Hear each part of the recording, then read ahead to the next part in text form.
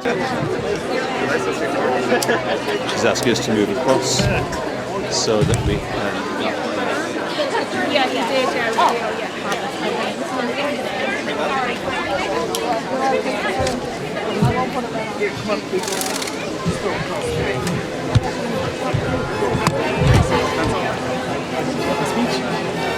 Hello, Renee.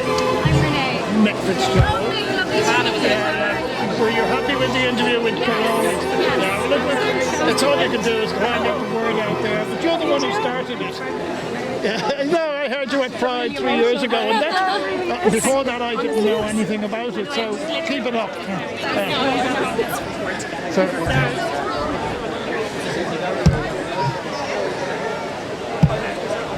Okay. Keeping way behind the cones because traffic's on the flow. In this way, sir? Very big expression. What time? Oh, sorry.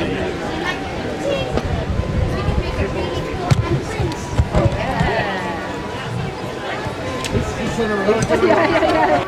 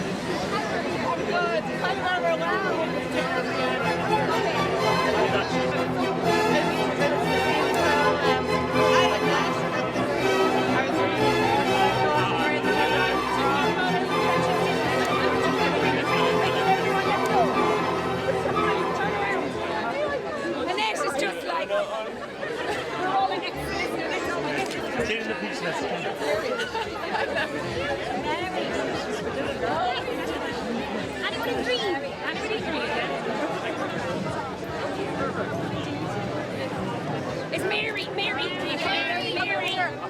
come on in. Mary is in here. Emer, come on in. Come on in, you Emer. Get in there, quick. Give me that.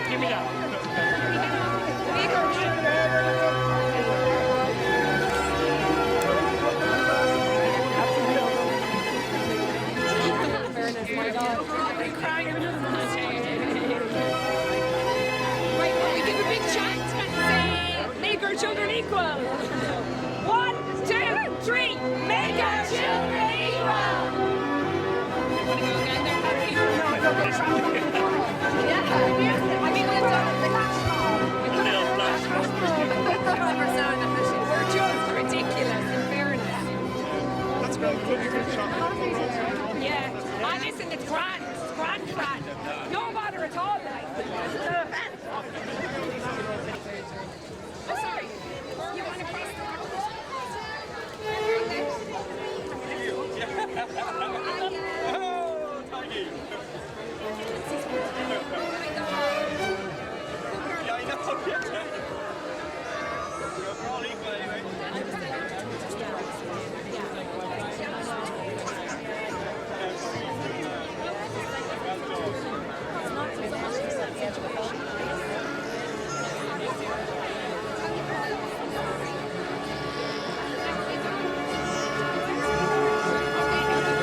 created through surrogacy and donor-assisted human reproduction. I am just one of a group of volunteers within the Assisted Human Reproduction Coalition. We are a group of parents and intended parents who would do anything for our children. We are a group who work late into the night when our children are asleep and when the toys are somewhat tidied up, simply because we are so tired of coping with the precarious legal situation in which our children and families exist. I salute and thank each and every volunteer for their work in getting us to today's significant milestone. However, we are very much aware that more work is likely going to be needed to get the legislation over the line, the legislation that our children really need.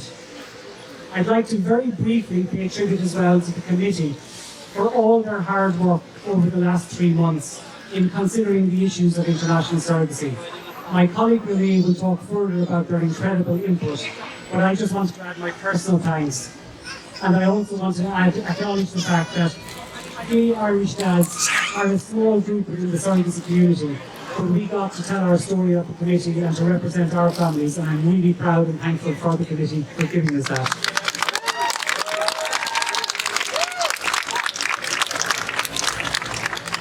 The consistent message that came through all committee sessions was that legislation is needed both in relation to prospective and retrospective surrogacies, as well as for the children of same-sex female couples, thus far excluded from the Children and Family Relationships Act. We encourage everyone who has got us to this point to keep going until we get the legislation that our children need. If you will indulge me for a moment, I'd like to tell you just a little bit about our journey to parenthood, the Penny Moore's journey to parenthood. To say that it was long and stressful doesn't even begin to describe the experience, but ultimately we got there, and we got there 3 times. Because of the lack of legislation, gestational surrogacy journeys like ours must take place outside of the state. Building a family through surrogacy is incredibly hard, and having to do it in another country where the laws and the medical systems, sometimes in an unfamiliar language, add hugely to the complications. We need to be able to do this at home, and we need to be able to do this with the support of our state. Our initial surrogacy journey took place within the Canadian 3 more speakers system. before me. You only need to come up when I start talking. When I start talking. Just right there, okay? Sadly for Seamus and I, that didn't work out. Our embryo transfers were ultimately unsuccessful, and our hopes of parenthood seemed to be drifting into the oblivion. But eventually, after begging and borrowing and just investing everything we had one more time, we worked with a clinic in the United States, and for some reason things were different this time. Our first embryo transfer worked, and after 7 years of waiting for a positive pregnancy test, our twins Sean and Mary were born in the UK in 2018. Anne was born there in June of last year. Despite being so lucky to become parents, as you probably know, families like mine face significant avoidable issues as we work through normal family life. For my family, the complications began within days of the birth of Sean and Mary when we tried to access child benefit, and they continued to occur too frequently for us just to simply accept it anymore. As I mentioned, Anne recently turned 1. As her non-biological, non-recognised parent, I don't have the right to open a bank account in her name to lodge the birthday money that she received from her kind aunties and uncles. Last Monday she had her vaccinations, and I couldn't bring her to that appointment. Our family holiday in May almost didn't happen due to the complications of trying to get a passport for a child born through surrogacy. And I know it's a slightly irrational fear. We worry, Seamus and I, about what might happen to our children if the children's biological and legal father were to pass away. Our family foundations would be decimated, and our legal position would be so uncertain. Socially, Ireland is an amazing country in which to have children through surrogacy. I grew up in the borders of Tipperary and Offaly, and I'll never forget the night when we first brought Sean and Mary back to meet their family. There we were, sitting at my sister's kitchen table, surrounded by family and neighbours, many of whom were very elderly, each of them with presents, knitted goods and food, all of whom are there just to welcome the birth of these two wonderful children. In conclusion, so many elements of today's report are really, really positive. If implemented, it will be an incredible leap forward. This is Ireland's opportunity to be a world leader, to recognise the diverse and evolving nature of modern families and to legislate appropriately. We urge the Houses of the Oireachtas to act on this report, to use the positions that they have been given to act on behalf of parents and families created through surrogacy and those same-sex female couples, as I mentioned, excluded from the terms of the Children and Family Relationships Act. Thank you so much for your time, and please keep supporting us. My name is Jennifer Rickmore, and I have the absolute honour to be the chair of the Joint Oireachtas Committee on International Surrogacy. And today we produce this document, which I really hope meets all your needs. It was, I must say, an incredible experience to chair the committee.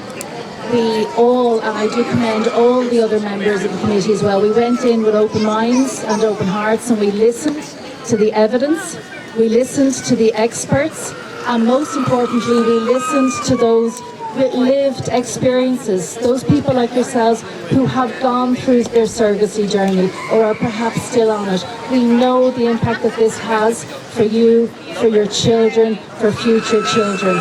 And I hope that the recommendations that we put into the document today will be the ones that are actually implemented, because today is a very joyous day. It's an incredible day, and there's a real sense of festivity.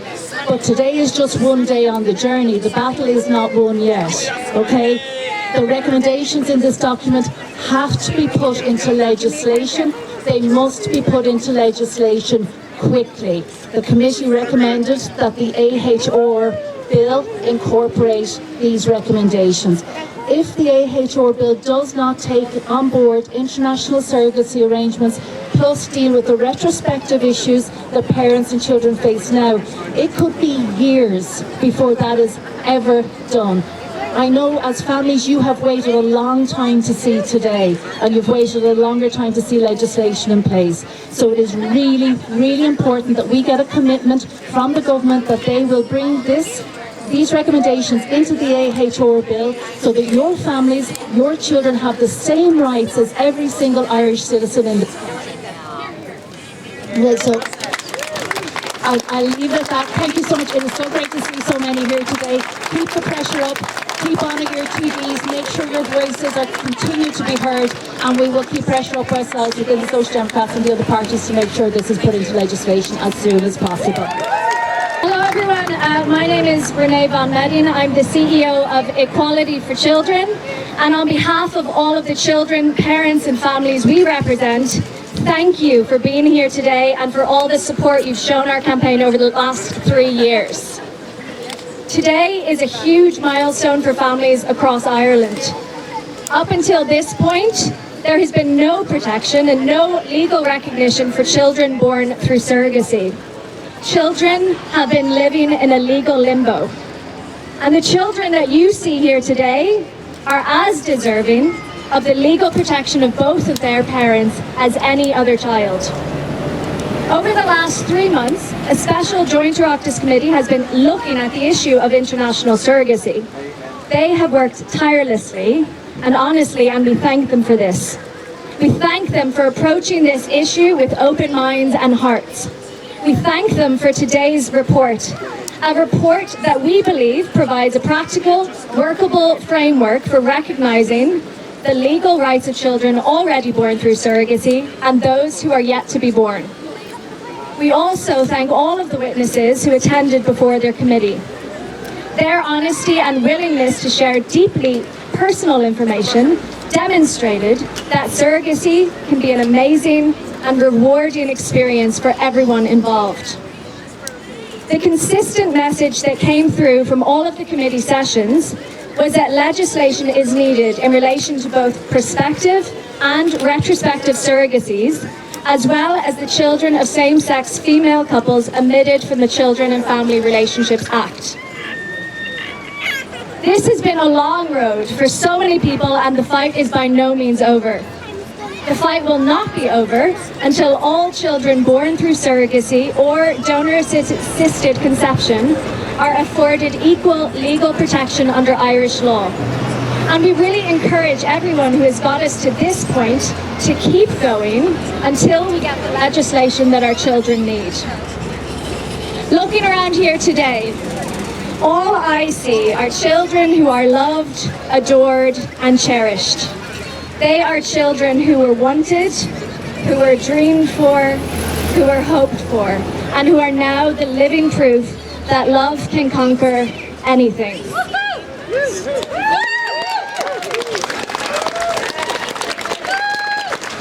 All we want and all we ask is that our children, who are our entire world, are treated the same as every other child in this country. No more, no less, just equal. Thank you again for coming and showing your support on this momentous day, and we know that you will continue to support our families until all children are equal. Thank you.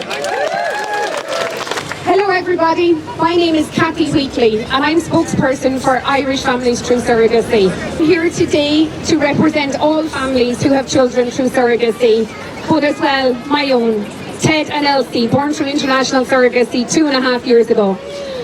I am so proud to stand here today as a mammy and stand with the second parents and daddies and families of Ireland. Last November, Irish Families Through Surrogacy stood here at these very gates and we asked the government to listen to us.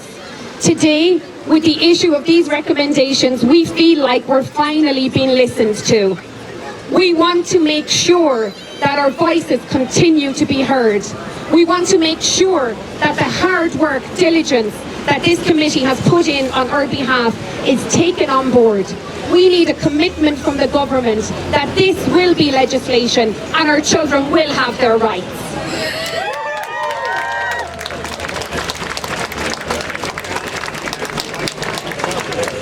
I would like to thank the International Committee for listening to our voices.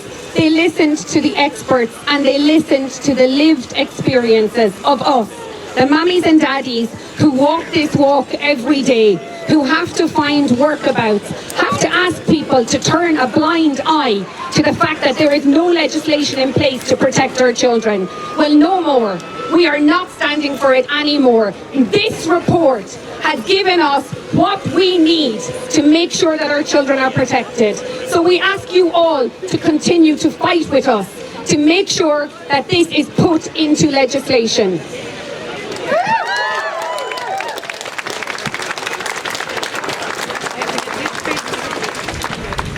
Okay, nearly done. Okay. We have been really lucky in Ireland that we have people who are willing to stand up and tell their stories to make sure that minority voices are heard. We will always stand with the AHR coalition to make sure that no child is left out. All children in Ireland deserve to be equal. And that's what we're asking for, just for our children to be treated the same as everybody else. We, as families, when us and Ivana, our wonderful surrogate, was pregnant with Ted and Elsie, there was a song that I used to play over and over. And the words in it was, I knew I loved you before I met you. I think I dreamed you into life. Today, this is what dreams are made of. But I want to be standing here again when I have the piece of paper in my hand that shows that dream is a reality.